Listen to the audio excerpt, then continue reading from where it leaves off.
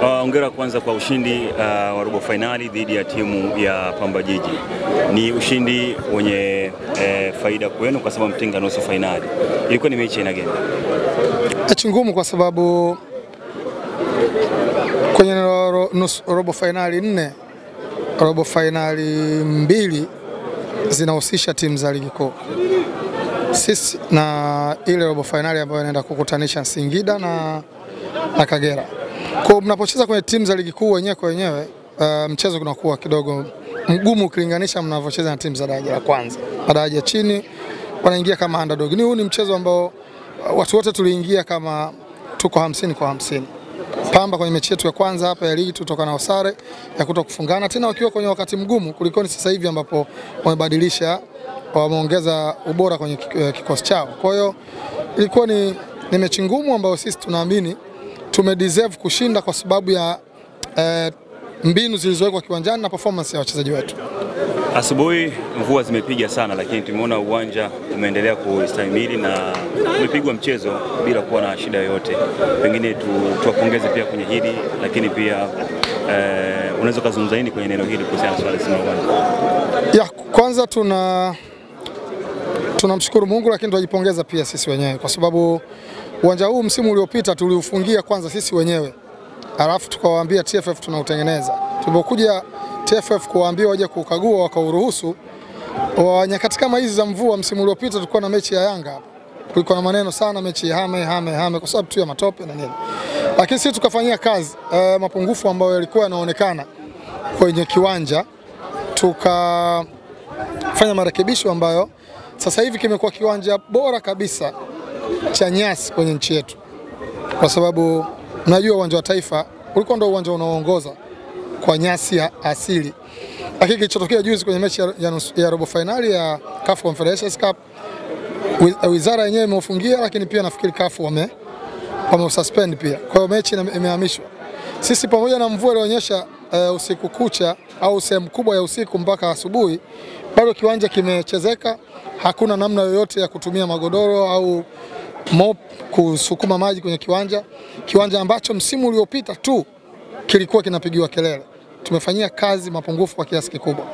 Kwa hiyo maintenance pia ya kiwanja tunaisimamia kwenye kiwango kikubwa sana. Haikuwa kazi rahisi mpaka CAF kuja kukagua na kusema, wizara ilitamka hapo juu.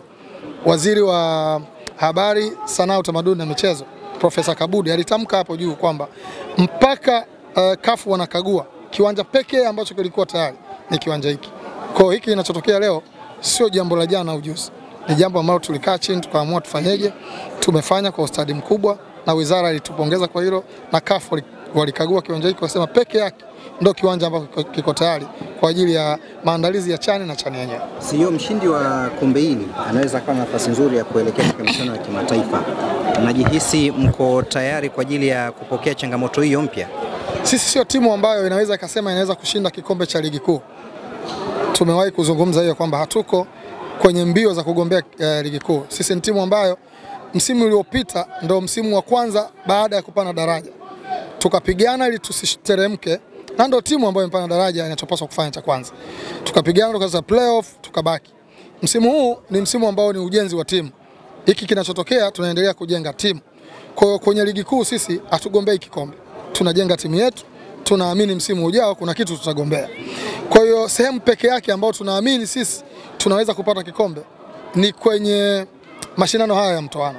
Kwa sababu haya yanahitaji mbinu ya mechi moja husika tu ya mtoano, na mpango kazi wa mechi hiyo peke yake haujumuishi alama za mechi kadhaa, mzunguko mkubwa, sio marathon, hakuna. Ni namna wewe utakavyoiendea mechi hiyo husika tu. Ikikupa ukiwa na plani nzuri, ikikupa matokeo mazuri, maana yake umefika hatua inayofuata. Haitakuwa ajabu timu hii ikiwa daraja la kwanza iliwahi kucheza na Singida United, wakati ndio Singida United hatua ya nusu finali. Kwa leo tumeingia hatua hii baada ya kuwa tumewahi kuifika huko nyuma. Timu iko daraja la kwanza na tukacheza nusu finali. Lakini kombe hili leo linaitwa CRDB Bank Confederations Cup. Huko nyuma lilikuwa linaitwa FA Cup, lakini iliwahi kuitwa kombe la Nyerere. Wakati linaitwa kombe la Nyerere, timu hii ya JKT iliwahi kushinda kikombe hiki. Lakini katika namna ya kustaajabia, Fati wakati ule ilipeleka jina la Simba badala ya jina letu CAF. Kwa hiyo Simba walicheza wakiwa sio washindi, Young Africa walikuwa mabingwa wa nchi. Kwa Simba walikwenda kucheza mashindano ya Confederation wakiwa sio washindi. Washindi walikuwa JKT Ruvu ambao ndio timu hii. Sio? Kwa hiyo tuna imani kwamba tunaweza kuchukua kikombe, lakini pia tuko tayari kama tutachukua kikombe kushindana kwenye mechi za kimataifa. Pengine mnaweza mkakutana na either Yanga au Stand United. Wengi wanaweza wakadhani kwamba mnaomba Stand United yavuke. Hili linaweza likawa sawa kweli kwa upande wenu? Ukifika hatua hii, yoyote unayekutana naye ndo halali yako. Sisi hatuko hapa kumchagua kukutana naye. Tutakaye kutana naye ndio ambaye tutapanga naye mpango wa kucheza kwenye mechi husika. Lakini kuna afadhali? Hakuna afadhali kwenye hatua ya nne bora kaka. Manake nusu finali ni nne bora.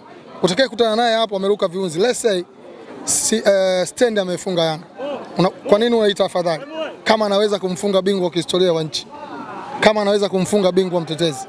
Kwa sisi either bingwa mtetezi au bingwa au Stand. Wote tutakaye kutana naye ndo halali yetu. Asante. Asante.